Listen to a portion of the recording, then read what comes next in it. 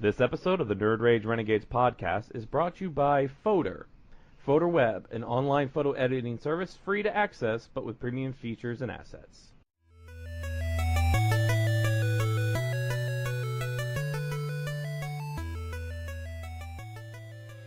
Nerd Rage Renegades.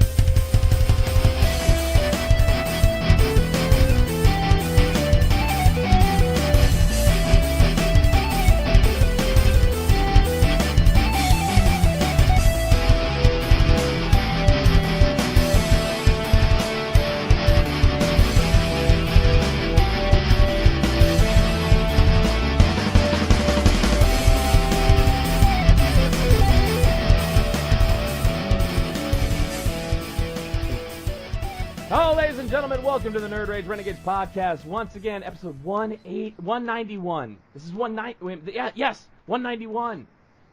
That much closer. Closing in, man. We need one of those advent calendars for the 200. We get something every day. Little chocolates in them. Yeah. little chocolates. It's like Christmas. Like, mommy, can we open the Nerd Rage advent calendar? Can we please? It'd just be huge because it'd be only stuff we'd want in it. Because the Silver Age Submariner comic, it's just a huge calendar with big pockets in it.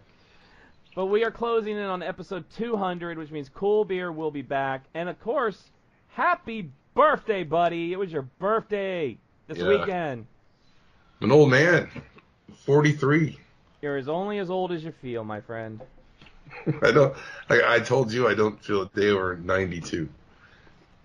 But, man, you got some good comics for your birthday. Yeah, I got Iron Fist #1. And that's a beauty. And X-Men 170, which I don't think I had. It's not a double. It was I saw it. I was walking by a box on my way to get my subs, and it was sticking out for like $4, and it was in really good shape. I said, "Hey, I'm gonna grab that." Well, I mean, and that's Origin of the Morlocks. Yeah. And isn't that Callisto versus Storm? Yeah, it's the cover is. I still have yet to. I've got it like over there somewhere. It's in my X-Men box. It's I've got it in this box right here. Stuff I'm going to read. I had to get through this week's review books, and so I haven't got to these. These are for later tonight. Yeah, I'm gonna go this week and get my books out of my box because it was a personal property tax week. So got to pay that personal property tax. Yay for all the states that don't have to pay personal property tax, you bastards.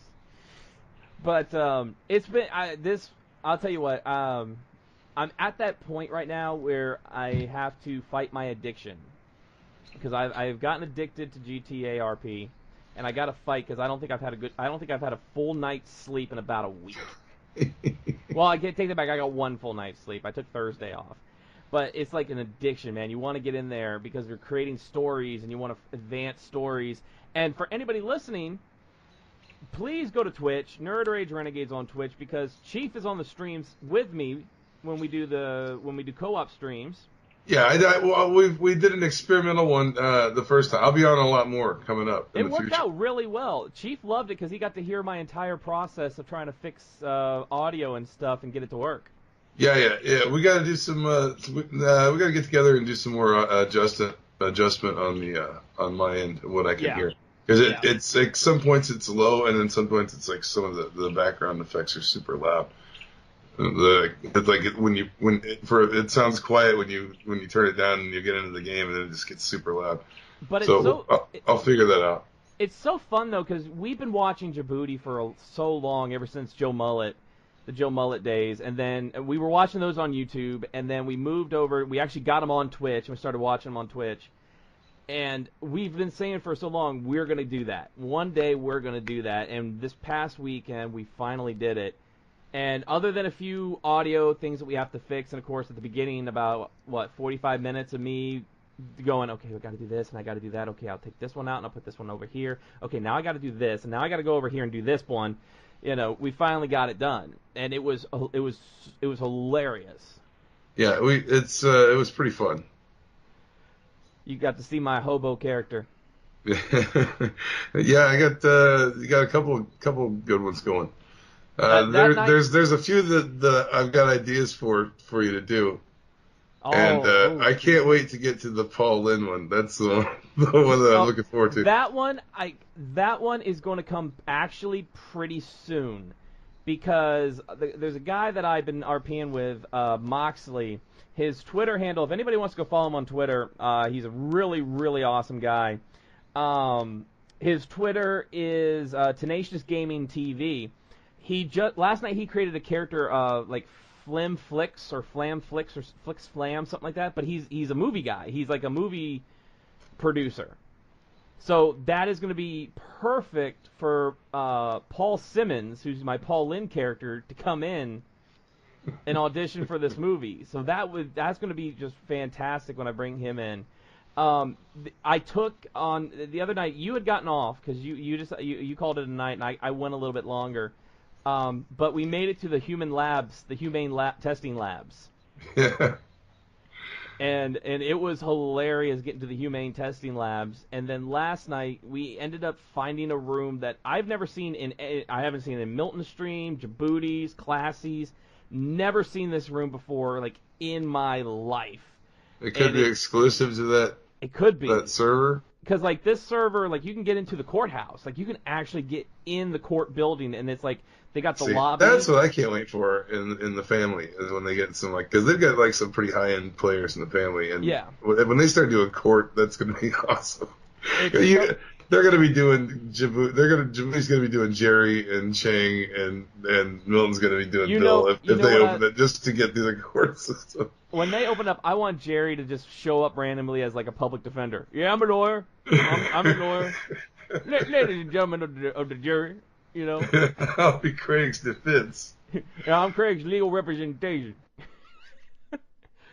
But I'll tell you what, it is to get in there and create stories. And I will admit, I've been needing an outlet because, you know, I have this thing where if I'm lost, if I'm like alone in my head at night when everybody else is asleep, I go nuts. So having something that's kind of like an outlet has been really therapeutic for me. It's been really good to just be able to jump on and create stories, and I don't want to give anything away, but I was on before we started recording, and something big happened, and we're gonna see how that plays out.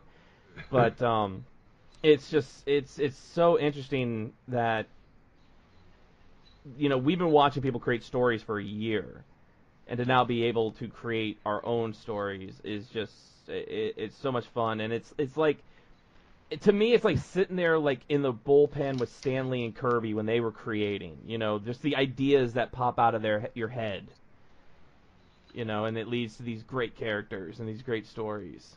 Well, just meeting random people in there is every random person you meet is an opportunity to try something different. Oh my God! Last night I met Mimes. I saw that part. You sent me that clip. I watched some of that.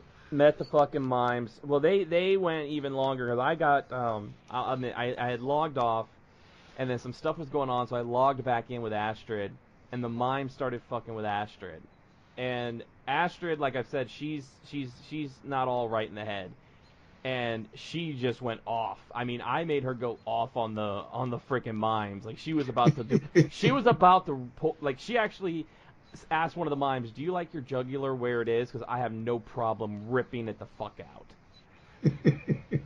And the Mimes were like, "Holy shit," you know. She went nuts. But it's so fun, and I do want, you know what, and I'm gonna give this week's Streamer of the Week to Tenacious Gaming TV, because he's brought me into that family. He's been role playing with me, so big kudos, dude. Thank you so much for helping me out on there. A lot of kudos. Chief, did you hear?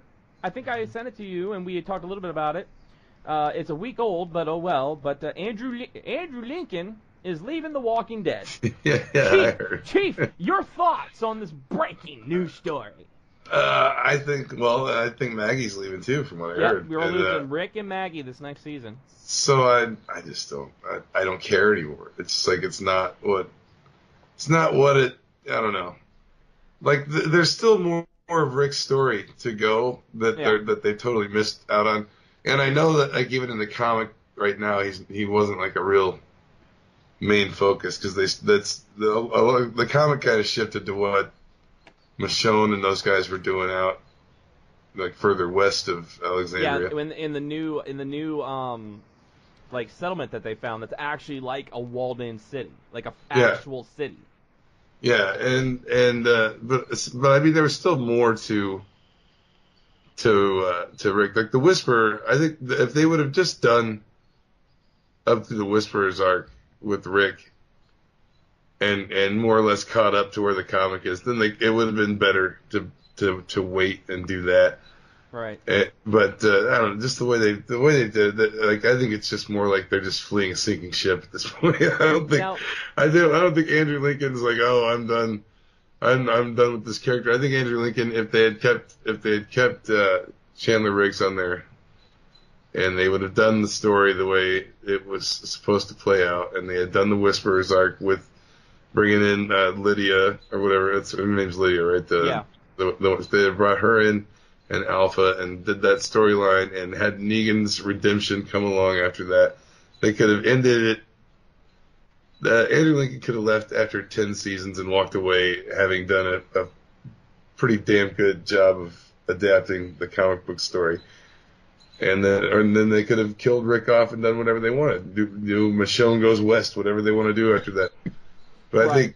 I think cutting it off and messing with All Out War and screwing up the next arc, which the Whisperers is one of the best ones they've done in a long time. And it's like, man, I don't understand. I just don't understand the decision behind that. I don't understand the mind that thought it was a good idea to do that. Well, what about the fact that they're saying that Daryl is going to become the main character, and a lot of people are saying, well, if the story switches to Daryl, it'll actually be fresh and new because there's not going to be any preconceived of what's supposed to happen. Yeah, it's like I said, I don't care anymore. It's like they can do that if they want to. People like I don't. I got Norman Reedus. Norman Reedus. Norman Reedus just gets on my nerves. I don't know what it is. I don't hate the guy. I just don't. I don't think he's that good of an actor, and I don't think he can lead that show. And I don't know. I just don't like. He's just Mr. Cool all the time. I just can't stand that kind of personality. Like the way he's always flipping off the camera, like he's like a rebel. And it's like, dude, you're my age or like older than me. It's like, calm the fuck down with the flipping the camera off. But I don't know. I don't care that much for Norman Reedus. Like I don't care. Like all the characters I care about are getting taken off the show. So yeah, I don't give a shit. I just don't. I just don't know. My biggest thing is I think if Rick does leave, if they continue the whole storyline, but if they continue to go with the storyline but without Rick and it's going to be Daryl instead, it just doesn't seem. I don't think it's going to have the same. I just don't know. It really, the show started dying for me when they brought in the trash people. Yeah, and that's when exactly. I was just really like, that was the first blow to the well, I mean, and then the people, the ocean people, whatever, the seaside. Yeah. It's like I do not recall. Some people keep saying that they were existence. I from what I remember, that we were introduced to that community when Michonne came back from the sea after fishing. Yeah. And I assumed that it was Alexandria people that had set up a seaside community in the aftermath of the All Out War. The communities had all built this other outpost by the ocean where they fished. And I had assumed it came way later. It wasn't from what I understand, it was not already an established place during All Out War at all. And so that was weird. And then some of the, like the switch up even before, I didn't really mind it that much. I thought it was an okay. Oh, this is the difference between an okay change to something in the comic book. The way they did Abraham's death. Right. Like the way they switched that and did like kind of this isn't what you're going to expect. And because they lined up the shot almost exactly like the comic book panel, the way the camera was angled on him in the alley in the city. And then it wasn't him that died. And they saved him for Negan. But that's something I didn't mind. That was okay because Glenn died the way he was supposed to. That things worked out the way they were supposed to. Well, and they still took Abraham out because Abraham was not part of All Out War. So even though his death wasn't the same, he still was. He was Abraham, and they took him out to where, they didn't have to create a story for him in All Out War like they're doing with Morgan and Carol and all these other characters that they've kept alive that really have had no true story. They're just like wandering. I mean, Carol, she left for a bit, then she came back, and then she went to the kingdom, and I didn't even mind that. I mean, I thought, that Carol actually was kind of a cool character. I thought what they turned her into, but she got a little ridiculous, I guess. But I mean, it was still. Well, after a while, she just started grating. She just started grating on the nerves. I didn't mind her at all.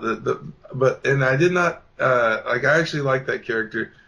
But the thing that bothered me was changing key points to story, changing key moments that led to other things that I thought were really cool and was kind of looking forward to see adapted to TV and or like live action.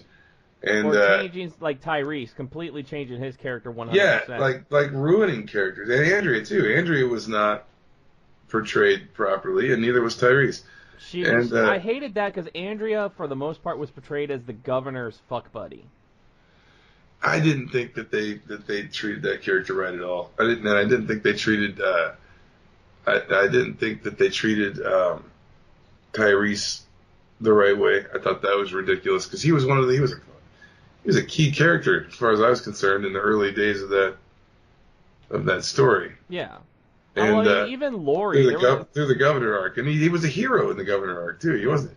He died trying to fight, and they just made him get bit in the show, and they just kind of dumped him out on the road. Yeah, and I mean, even Laurie, making her die in childbirth instead of the horrific death that she did end up dying. And the biggest thing was for me, the other thing was putting so much emphasis on Judith. Because, now you got to create... Judith died in the comics. Now you got to create this whole story of who's... Basically, Judith's storyline is who's carrying her this week. Who's holding her this week. I like I said, I don't even mind adding those additions to kind of flesh out. Because, I'm sure it's not easy to take... a comic book that's, tells a story in a few pages. It's not. With artwork. And then flesh that out into a full... Well, yeah. The first episode, Andrew Lincoln blows a little girl's head off. So I didn't think that if they would have done it tastefully, that would have been... They could have implied how it happened. Darabont could have done... I'm sure Darabont could have done it properly. But I had really no problem with like you said, up until they got to the weird, when they started messing with All Out War to the point where entire character, like they killed Bonnie off like way early, and she was the one that was supposed to do like the zombie deal in the box. But even that was all different because it was Negan knew she was dead and like pushed her at Rick inside the gate. Yeah. Because she had taken his place in the plan to crash through the gates. It just didn't seem like... In the comic book, All Out War was this huge weekly story. Yeah, they amped it. It was 12 issues in 6 months. Yeah. And so it was like a full year of story crammed into 6 months in it. And, then there was like the big double issues and stuff. I think there was a couple double issues in there too. And... But man, I thought there was enough there that they could have just adapted it fairly well, straightforwardly, and done a good job. And there's just obvious places where they like, we're definitely not going to do it this way. And it almost felt like a fuck you from the show to people that really liked it. Right. And it started to, I was with it all the way up to the midpoint of the last season, like last year, I think. I even stayed with it, okay, I can get past the garbage people, I can get past this, and then the part where they just totally, for good, lost me was that last episode where Carl has to bite. And I was like, are they really fucking doing this? Are you kidding me? Which is I was like, also, like I said, I'm so out now at this point because now they fucked up Lydia and Carl.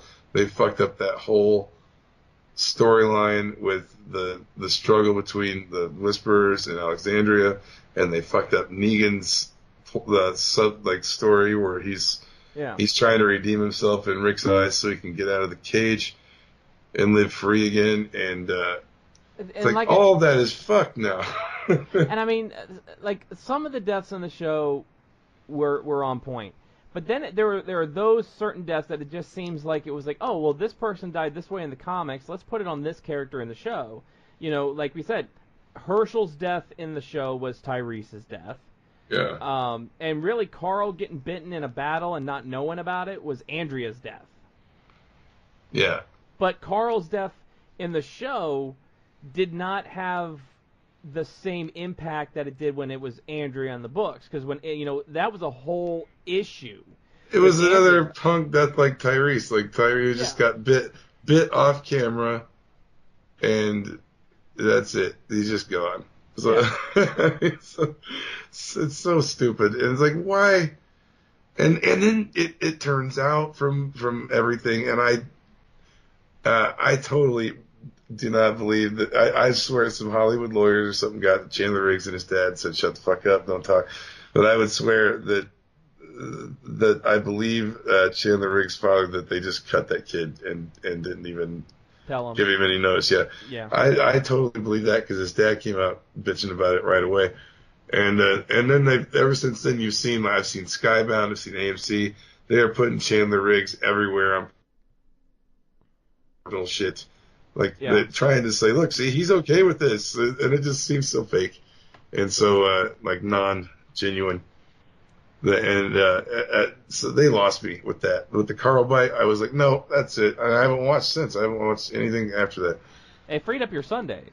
It did, yeah. Well, and then Starz cancels Ash vs. Evil Dead. Like my only other show that I watched. Your Sunday night is like wide open now. Yeah, it's dead. There's nothing. Which is fine, because that leads you to going on Netflix or Amazon, finding some more good horror films. Oh, yeah, man, I've been watching some bad movies too, and man, I've got some good ones. I got to go to my list and we got to get back on the commentary track. We've got so many we need to do. We got to get back on the commentary. Well, I do want to do that Alice in Wonderland one because I always thought that one would be really funny. Like it's so funny. It's funny on its own just when you see who is playing what character. Well, exactly. It's like they've got a lot of old TV actors and stuff. A lot of guys that old school. Like character actors and stuff that you've seen in everything. Yeah, exactly. Sid Caesar's in it. Telly Savalas. And then, you know what actually would be good to do? Is there was that one, but then there was one they did in 98, 99, which was a TV one, and it had like Martin Short and George Wendt. Yeah, I kind of remember. I like the old one though, because the old one wasn't like Sammy Davis Jr. and. Yeah, Sammy Davis Jr. was the caterpillar. He was the caterpillar. Ringo Starr was the mock turtle. That's just bizarre. You had both. That's going to be funny to comment on. You had both John Stamos and Scott Baio. And then of course, now you got to remember this was like they did both Wonderland and Through the Looking Glass. So there's two movies. So the one we're first going to do Wonderland. Then we can do Through the Looking Glass, and in Through the Looking Glass is the one with Stamos, Scott Baio. Okay. Beau Bridges is in it. And of course the man from Atlantis, Patrick Duffy.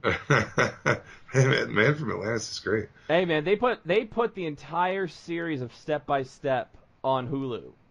So I have Patrick Duffy for days. Patrick Duffy. I'll stick with Man from Atlantis. Was it this movie I saw? It was on Red Letter Media did a review of it. And it was kind of funny, but I looked it up on YouTube and it's on here, and it's called Kill Squad from 1982. So that's another one that'll be funny to do. Well, with that, let's go ahead. Let's take a pause for the cause and let's talk about our great sponsor, Foder. Hey, Chief, you know those great banners I make for the show every single week? Yeah, I just saw the new one, the Thanos one. You know how I'm creating those banners? I've got an idea, but why don't you tell everybody? We're using Photor. That's right, Photor Web, an online photo editing service. You can edit your photos. You can do collages. You can design your own banners for everything that you do in your daily lives, whether it's YouTube, whether it's Twitch, whether you're creating that banner or poster for maybe the work potluck. You can use it. You can do it all on Photor. They got some stickers. They got stickers. They've got animations. They've got tools for you to be able to take your creation to the next level. Transparency tools, background templates, you name it, Photor has it. The graphic design feature of Photor Web is a one-stop shop for marketers, bloggers, and social media aficionados. Hey, that's us. Allowing anyone the ability to create their own graphics content and share on social media. This Photor Web has been a top developer awarded by Google and Facebook Messenger, has received media coverage from BBC, Lifehacker, and many more. Not only can you use Photor on your desktop, both your PC and your Mac, but you can also get the Photor mobile app on iTunes and the Google Play Store, iOS and Android. So go to www.photor.com today to download Photor. And just for you, our listeners, Photor is giving you a free 1-month pass for their pro account programming. That's right, 1 month free on Photor and on us, the Nerd Rage Renegades. We are giving back to you 100% free for 1 month. That's right. It's pretty good. It's free. And if you go to our Twitter and what they got to do? They got to go and like something, comment on it. What we want you to do is we want you to go to Twitter on Wednesday. That's for the show, or whenever you listen to this. Go to Twitter, pop a comment on the pinned post, which will be this episode. Pop a comment on there, and we will shoot you a code for the 1 month free of Photor. If you love to make collages, if you love to tweak with selfie pictures, Facebook pictures, Instagram photos, anything like that, this is the program for you. It's what I use to create all the banners every single week, and now we're giving back to you. So all you got to do, go to Twitter, find the pinned post for this episode, and just leave us a comment, and we will send you a code for 1 month free of Photor's premium application. That's right, and you can go in there and screw around with it for a month, and if you like it, then you can subscribe to it. Exactly. Once again, all you got to do, twitter.com, go to the pinned post, and put a comment, and the code is yours, courtesy of Photor.com and your boys here at the Nerd Rage Renegades podcast. That's right. What I was really excited for, I watched it today. So one of my favorite, more modern Disney movies is Wreck-It Ralph. Yeah. I really think Wreck-It Ralph is a great film, and of course all the video game pop culture references in that movie. They have just dropped the second trailer for Wreck-It Ralph, for Ralph Breaks the Internet, where Ralph and Vanellope go into the internet. And it's actually pretty funny because Vanellope meets all the Disney princesses. I mean, all of them. And she kind of, they're all asking her, what kind of princess are you? Were you cursed? Did you get, were you poisoned? And Vanellope's just like, are you all okay? Do I need to call the police? Because Vanellope's like, you all are fucked up, But I really enjoyed Wreck-It Ralph. I really thought that was a great movie the way it was done, and I can't wait for Break the Internet. Because there's so much, they're doing these type of movies, they're pulling everything, Google and eBay and all this other stuff into these films, and apparently Mario's going to be in the movie as well. I hope. Well, hopefully it's not like Food Fight where it's just a horrible. And I had a raisin for every time I heard that one. Dogs don't eat raisins. They are deadly to dogs. All right, fat cat burglar. Oh, come on, I'm Harvey Firestein. Oh, come on. Wasn't it a rat they called cat burglar? Yeah, it was a big rat voiced by Harvey Firestein. Now, that's Harvey Firestein, not Harvey Weinstein, okay? Yeah. Harvey Feinstein's two totally different guys. Harvey Feinstein's completely different. He's a completely different guy. You might know He's him from this. he's an actor. He's in Independence Day. He's Jeff Goldblum's buddy in the beginning of Independence Day. That's right, I was in that movie. It was just amazing. I loved it. I tell you. And Robin Williams, such a doll. He's such a doll. You know. And then, of course, Face Off is on Netflix, and you were like, God, that movie. I love Face Off. I love that movie. It's like my guilty pleasure. That and Con Air, like my Nicolas Cage guilty pleasure. Travolta and Nicolas Cage together. It's like perfection. Like you can see the end of the corners of the scene just being chewed. You know, I mean, by the end of the movie, it's like after a dog got a hold of like a piece of paper and was gumming it for hours. It's like, you know, it's all wet and drippy and just looks like you can see through it. I was reading a review by Mike Nelson from Mystery Science Theater about that movie, and he was talking about just the logo, the Face Off. It's like face/off. Like, why is there a slash? Why is there a slash between face and off? Speaking of that, did you see the trailer for the 30th anniversary live tour for Mystery Science Theater 3000? No, I didn't. So we know Jonah is of course the new Gizmonics worker for he's the new guy who works at Gizmonic Institute. The trailer for the 30th anniversary live tour shows a guy zipping up a red jumpsuit, and at the end, it's Joel. Joel is joining Jonah for the 30th anniversary live tour of Mystery Science Theater 3000.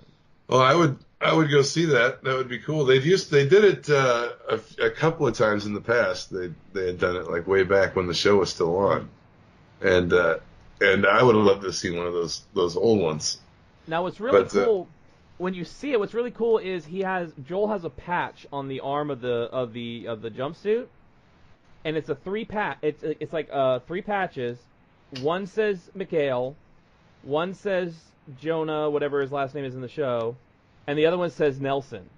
So he's got a patch. He's wearing a patch for each host of the show on his arm, and I think that's really freaking cool.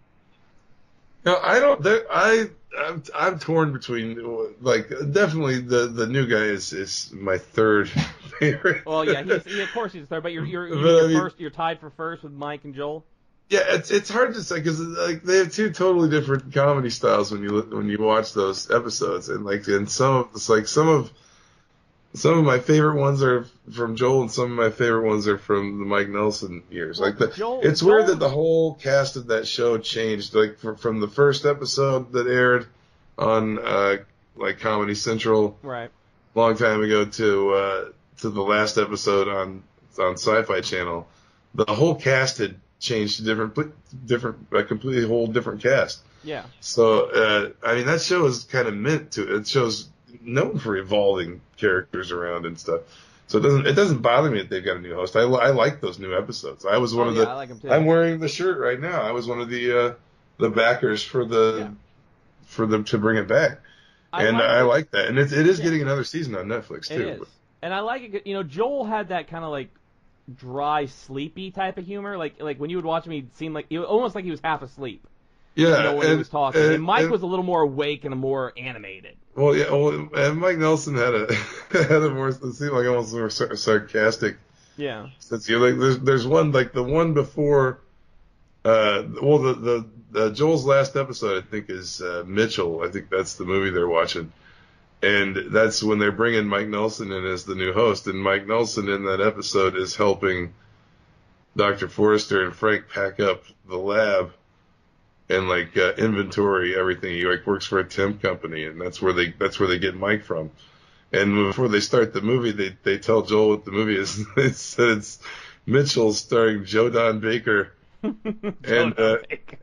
and Mike Nelson's like in the background of the scene, and he has a clipboard, and he just turns around and smiles and goes, "You guys watch Joe Don Baker movies?" And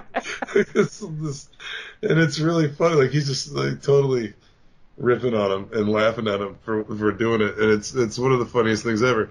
It's like Mike's sense of humor is pretty subtle. It's pretty dry too, just like sarcastic.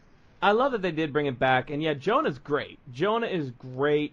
You know, of course, everybody if you've listened to this show for any amount of time, you know how I feel about Felicia Day. You know, that's my mirror universe wife. If there's a mirror universe out there, Patton Oswalt, I'm still very much not in his camp after when he doesn't bother me on there, but I mean the one thing I noticed is they put the commercial breaks in, like the old show. They put these weird breaks in the new ones with like Patton Oswalt on Netflix, and it's like I don't know why. It's like it made me wonder if maybe they were thinking they were going to get it on cable or something, and they put commercial breaks in, right? And then when they did it on Netflix, they just left it in that way because that's kind of the way the old show would do their breaks. They would like my kids have been watching the show on Netflix. I think it's called like A Little Help with Carol Burnett. Yeah. I saw a commercial for it. It's kind of like Kids Say the Darndest Things, but it's Carol Burnett, and she brings either like someone from the audience or a celebrity on, and they have an issue, and the kids try to help them out.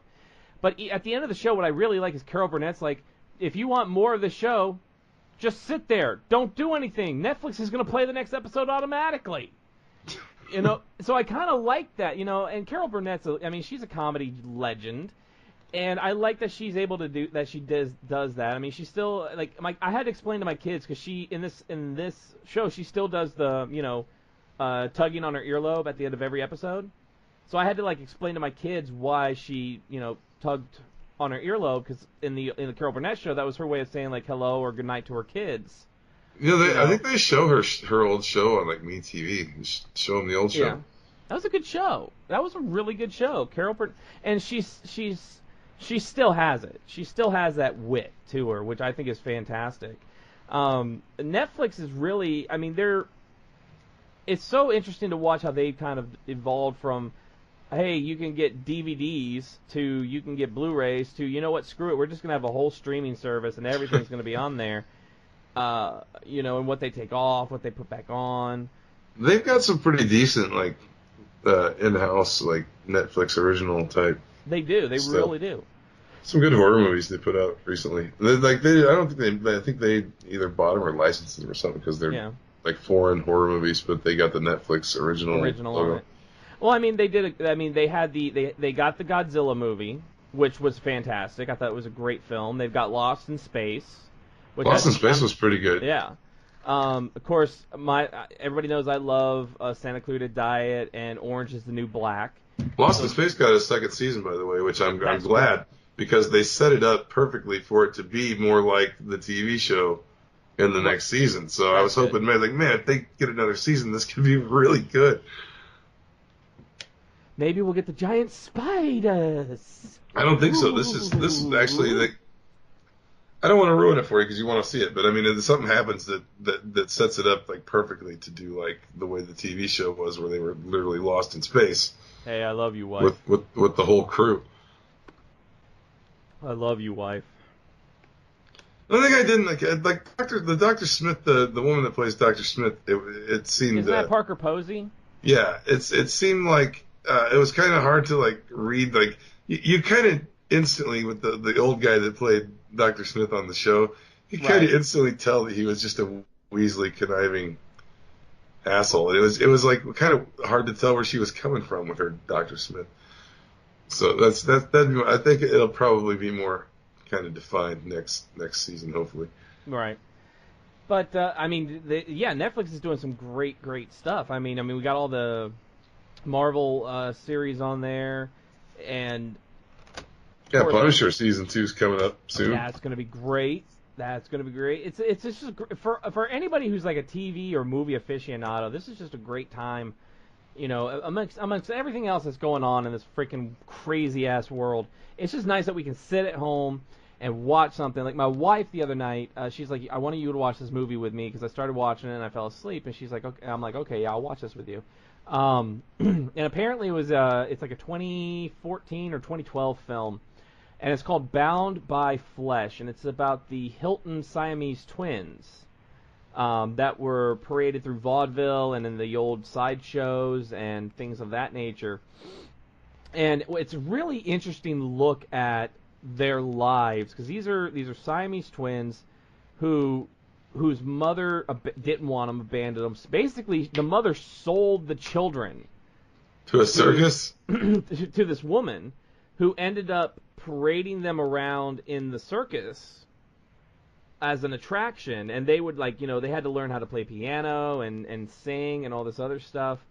And really a look at how their entire lives, they were in some type of show. So when they got older in life and the sideshows started the sideshows kind of started dying out, and then vaudeville started dying out because of the the oncoming of cinema, how they were not able to kind of stay up with the times, and they ended up working in a grocery store in North Carolina, and ended up dying at the age of like 60 from Hong Kong flu. And one sister died, and then the other sister died 4 days later. So, and that's, to me, that's really eerie, because, especially as a Siamese twin, your sister dies, you're attached to your dead sister for like 4 days. Yeah, that's crazy. That's crazy. But they talk a lot about how, Harry Houdini had they were not allowed to, like, talk to anybody. They were not allowed to talk to anybody. They were not allowed to go out.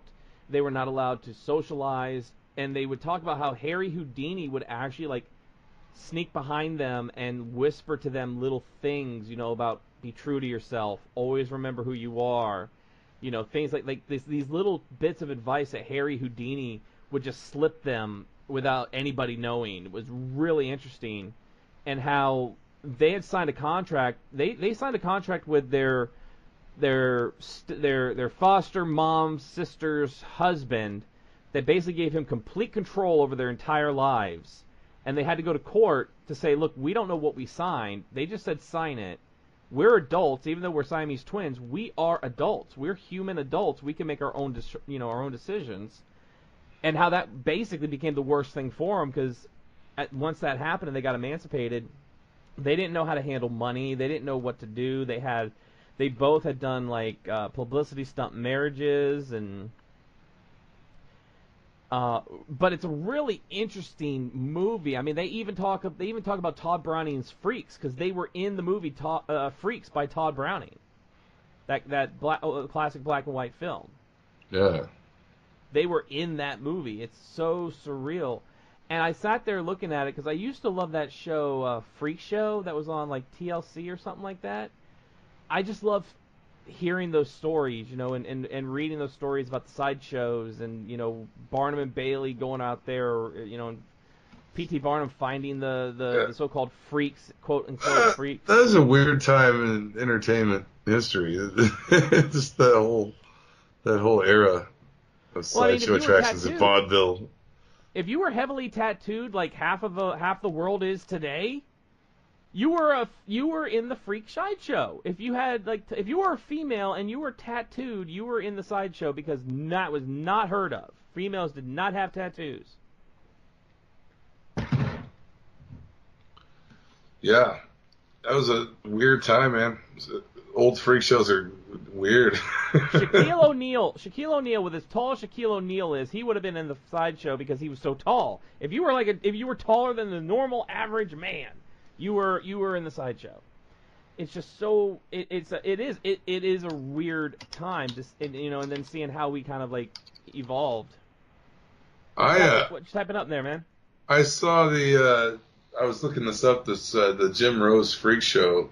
I got to see that, or at least a part of it, when at Lollapalooza, one of the side stage, they had Jim Rose's Freak Show, and he had, like, all the classic bits, like the sword swallowing and shit like that, and guys picking up stuff like with rings in their ears and nipples and like all kinds of weird shit. And man, it was pretty crazy to see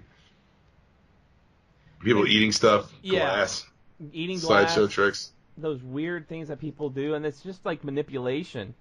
So I thought, if anybody wants to watch that, it's Bound by Flesh on Netflix. It's really, really an interesting story about these twins. It's really, really good. I highly recommend it. It played, I think it was like a Cannes movie, like it played at Cannes.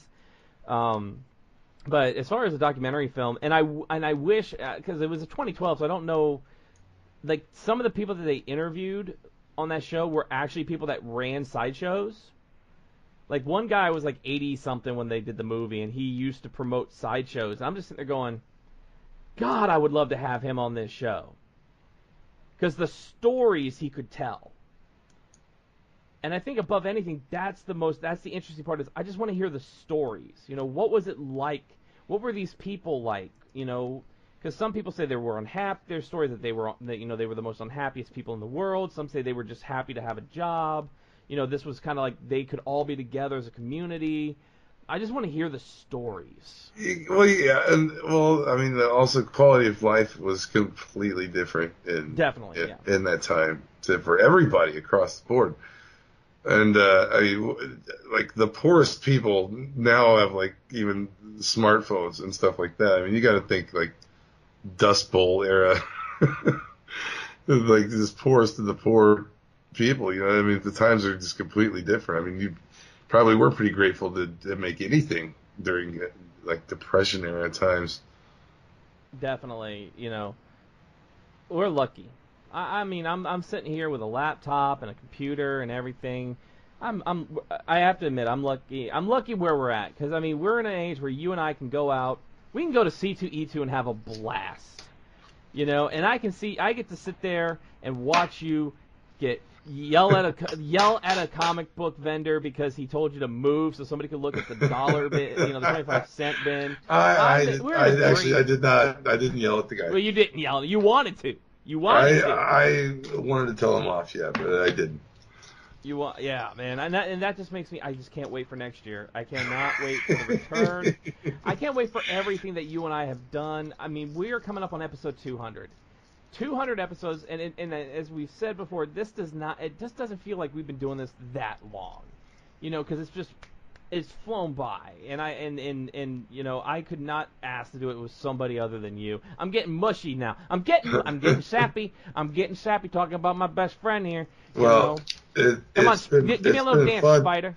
And it's been, man, we've gotten to do some really cool stuff doing this show. Oh yeah. That we'd never get, like, getting access to press conferences and shit like that. Like, when would we ever get to do that, like, any other time? When does an old hippie and an old disabled cranky war veteran get to do this stuff? It's just we don't getting to hang out with Lloyd Kaufman for a whole night and like really hanging with Lloyd, like sitting in his row at the premiere. Dude, that's still I'm wearing my Troma shirt right now. That's still like the greatest night. You know, that would doing that beats like being asked to go to host the Oscars. And you know, if I hosted the Oscars and I did that and they said, "What was the greatest night of your life?" I'd be like, other than marrying my wife and the birth of my kids, it was hanging out with Lloyd Kaufman at the premiere of his musical on streaming, man. That was just weird. I mean, the shit we've gotten to do, like, and the people that we've gotten to talk to from just doing a podcast just because we wanted to and have fun doing it, it's just amazing. Like, if it ended tomorrow, we've gotten to do so much cool shit. So much cool shit. And, you know, and like you said, the people we've met, the friends we've made, you know, and it's just going to get better. It's just because, you know, Kroll will always be back because he's always doing stuff. Yeah, he's got a new show coming up sometime. It's going to be any day now. I got to find out when it is. And we still got to figure out, because there's still that rumor, is American Grit getting a third season? Is it not getting a third season? Well, yeah, I don't know about that, but I kind of want to start doing the videos, maybe doing them on Twitch if we're going to build up the Twitch channel, do the whatever show he's got, do the videos, and then stick them up on Twitch somehow. Definitely. Anybody, like I said at the beginning of the show, everybody, please, if you were listening to this, okay, if you are listening to this, please go to Twitch and listen in and follow, okay? And just like at the middle of the episode, you heard the promo for our sponsor, Fodor. Please go this week to our Twitter, find the pinned post for this episode, leave us a comment, and you will get one of the free codes for a 1-month premium account for Fodor. That's right. Rush. It won't cost you. It won't cost you anything. Just it will not cost you. Go get a code. Yeah, it will not cost you a dime. Please head on over there and do that. We are so thankful for everything that everybody's done for us as we march closer to episode 200 with Cool Beer, who is coming back for episode 200. That is going to be one hell of a comic talk because there's been so much that has happened since Cool Beer was last on. There's a ton of events going on, and I'm not even sure what he's reading these days. I don't know if he's even reading mainstream. He is reading. I've been seeing his tweets. He's been reading a lot of indie stuff that I would love to get into to hear about what he's reading because he's been reading a lot of books that have been captivating him again. He seems like he's finding that love again, because we know he was getting a little burned out.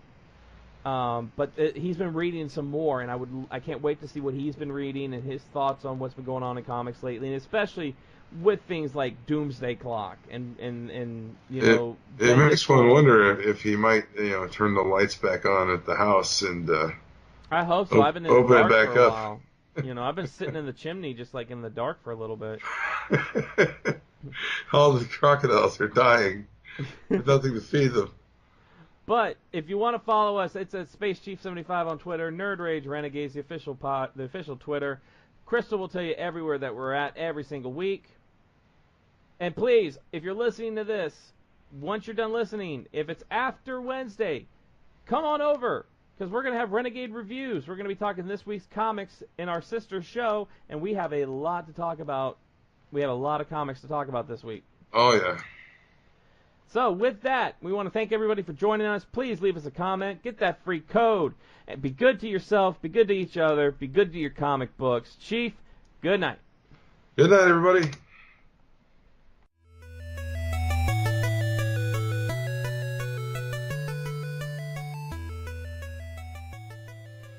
Nerd Rage Renegades.